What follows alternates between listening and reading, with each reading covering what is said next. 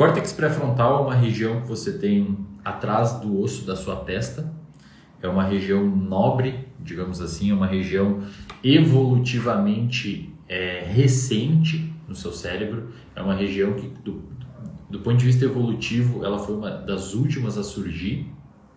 Tanto é que se você pegar mamíferos ou mesmo répteis, esses mamíferos e répteis eles vão ter algumas regiões do cérebro parecida com a de vocês, tá? Parecida com as dos humanos. Principalmente regiões mais internas do cérebro, como por exemplo o tronco cerebral e algumas estruturas do sistema límbico. Eu gosto de um modelo que inclusive eu dou no curso que vai abrir em abril no NEC. Eu conto esse modelo lá no NEC, que é o modelo do MacLean, que é o modelo do cérebro que ele divide metaforicamente. Agora prestem atenção, tá? Os anatomistas de plantão. Isso daqui é uma divisão metafórica. Do ponto de vista metafórico, essa divisão é muito pedagógica. Então, eu vou utilizar essa divisão agora porque ela é muito pedagógica, mas ela anatomicamente não é correta, tá? Então, antes de você tirar conclusões equivocadas, entenda que eu estou usando essa divisão por uma questão metafórica, tá?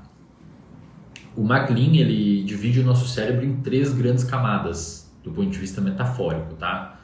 O cérebro reptiliano, o cérebro mamífero e o cérebro neomamífero. Então você tem um cérebro reptiliano, que seria uma camada mais interna do seu cérebro, tá? Você tem uma camada mamífera, que surgiu junto com os mamíferos, que seria uma camada intermediária do seu cérebro, e você tem uma camada mais externa do seu cérebro, que seria a camada, digamos, neomamífera, isto é, que é o córtex pré-frontal e a região frontal, de uma maneira geral, que a gente tem no nosso cérebro, nós humanos, tá? Por que essa divisão pedagogicamente ela é muito bacana? Porque quando você vai ver outros animais, por exemplo, répteis, as camadas internas do cérebro dos répteis é praticamente idêntica à nossa, tá? As camadas internas do cérebro de um réptil é igual à nossa. As camadas das aves, a camada interna e a intermediária do cérebro de uma ave é idêntica à nossa. O que nos difere, nós como primatas, o que nos difere dos outros animais da natureza é principalmente o nosso córtex pré-frontal. Não só ele, mas principalmente ele, tá? Vocês vão entender o porquê que eu estou falando isso. O córtex pré-frontal é uma das últimas regiões a amadurecer. Ela termina de amadurecer por volta dos 25 anos. E isso é um dado importante, porque o córtex pré-frontal, portanto, é uma das regiões que é mais influenciada pelo ambiente. A maturação do córtex pré-frontal, ela é relativamente pouco determinada pela genética e muito determinada pelo ambiente. Por quê? Porque é a última a se desenvolver. O seu cérebro, o seu córtex pré-frontal fica relativamente imaturo até pelo menos 25 anos.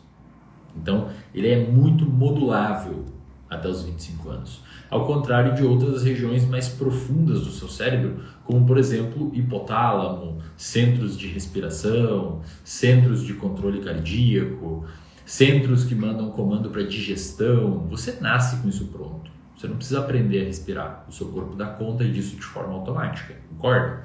Ou alguém aí aprendeu a respirar? Alguém aí aprendeu a fazer o pâncreas secretar insulina? Não, você nasce com esse pacotinho pronto. Agora, aprender a controlar o movimento do corpo, aprender a pensar de forma abstrata, fazer cálculos, aprender linguagem, isso tudo você tem que aprender. Portanto, são funções mais externas do seu cérebro, tá? Então, o córtex pré-frontal é uma região altamente nobre, evolutivamente nova e extraordinariamente importante, porque basicamente foi essa região do nosso cérebro que permitiu que a gente construísse a sociedade que a gente construiu sendo humanos, tá? O que mais que eu tinha que falar nesse ponto? Uma coisa interessante, tá? E eu preciso, pessoal, principalmente vocês que estão dentro do RD, eu preciso que vocês comecem a pensar, a gente vai ter aula sobre isso lá dentro, tá? Mas eu preciso que vocês comecem a entender que alguns comportamentos que vocês fazem são comportamentos idênticos a outros animais da natureza. Se eu pegar hoje um cachorro, um gato, por exemplo, se eu pegar um gato, vamos pegar um gato, uma mãe gata. A gata teve um filhotinho e ela está com o filhotinho ali perto. O que acontece se um cachorro chega perto do filhotinho da mãe gata e abocanhar o filhotinho da mãe gata? Ela vai ter, cara, ela vai partir para cima do cachorro. Ela não quer nem saber se vai morrer, ela não quer nem saber se o cachorro vai matar ela e o filhote junto. Se o cachorro é 10 vezes o tamanho dela. Ela vai ter uma atividade cerebral específica que vai fazer ela partir para cima do cachorro e acabou. Existe negociação. Pega uma mãe, você aí que talvez seja mãe, e vamos pegar o seu bebezinho, principalmente bebezinho mais criança, que é indefeso, e coloca alguém maltratar ele para você ver o que você vai fazer. Vai fazer igual a gata. Não interessa se o cara tem uma arma, não interessa se é um carro pesado que está em cima do seu nenezinho, você vai ativar um mecanismo no seu cérebro muito conservado pela evolução e não interessa o que tem na frente, você simplesmente vai. Então olha como nós humanos apresentamos comportamentos relativamente semelhantes a outros animais da natureza, principalmente quando envolve violência. Isso é muito interessante. Quando envolve violência. Porque a violência, o comportamento agressivo, né, não necessariamente violência, mas o comportamento agressivo, ele foi muito selecionado. Porque ele foi muito importante para a sobrevivência da espécie. Então a gente tem, por conta de regiões específicas do nosso cérebro, como por exemplo as regiões que controlam o medo, serem regiões semelhantes ao que tem nos outros mamíferos, como por exemplo num gato, né, num cachorro, você vai ter uma resposta semelhante a ele quando essas regiões se ativarem. Portanto, você é relativamente parecido a outros animais da natureza, principalmente outros mamíferos, quer você goste disso ou não. Isso é inegociável, não é você quem determina isso, simplesmente é. Você acredita gostando ou não disso. Tá? Então, por exemplo, uma resposta emocional sua é idêntica do papagaio, por exemplo. Quando você ativa suas circuitarias de medo no seu cérebro, é a mesma circuitaria do papagaio. Até onde a gente sabe, pessoal, e isso é muito importante que vocês comecem a entender, até onde a gente sabe, o cérebro humano ele não tem neurônios diferentes de outros cérebros na natureza. Não existem arquiteturas neuronais que são só do cérebro humano. As arquiteturas neuronais que a gente tem, as células do nosso cérebro, a constituição do nosso cérebro é idêntica de outros animais, principalmente mamíferos. Até teve uma discussão um tempo que a gente tinha um tipo de célula específico, que era uma célula ramificada, que não tinha se encontrado em outros animais. Recentemente descobriram nos elefantes. Os elefantes têm esse tipo de célula também. Então o que explica a diferença de comportamento entre nós humanos e outros animais? Por que outros animais não estão fazendo live agora no Instagram? Porque o nosso cérebro tem mais sinapses, tá? E mais sinapses são pontos de encontro entre dois neurônios, e além de terem mais sinapses, tem mais neurônios na região cortical. Isso também, todo esse raciocínio é explicado com imagens e eu mostro os estudos no curso que eu vou abrir em abril, no NEC.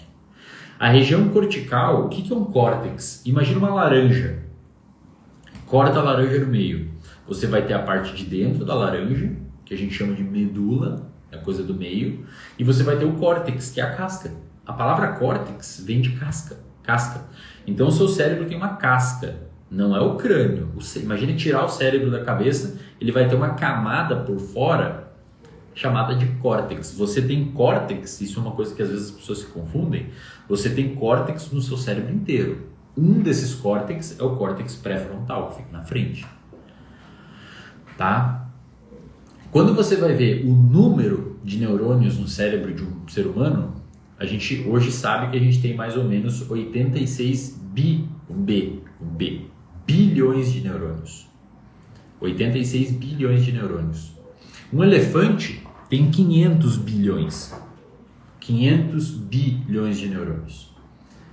Aí você me pergunta, por que os elefantes não são mais inteligentes que os seres humanos? Porque na região cortical, os elefantes têm relativamente poucos neurônios, enquanto nós humanos temos bastante neurônios na região cortical. É por isso que a gente tem essas capacidades, entre aspas, evoluídas que a gente apresenta.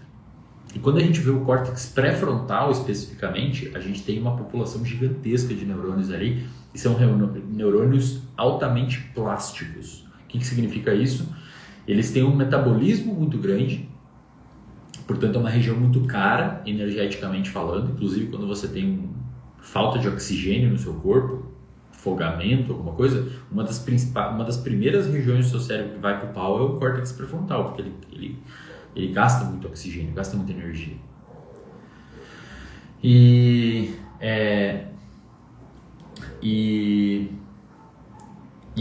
essa região, ela é uma região muito rica em neurônios, e são neurônios muito plásticos, e portanto são neurônios que conseguem se adaptar muito bem a estímulos ambientais.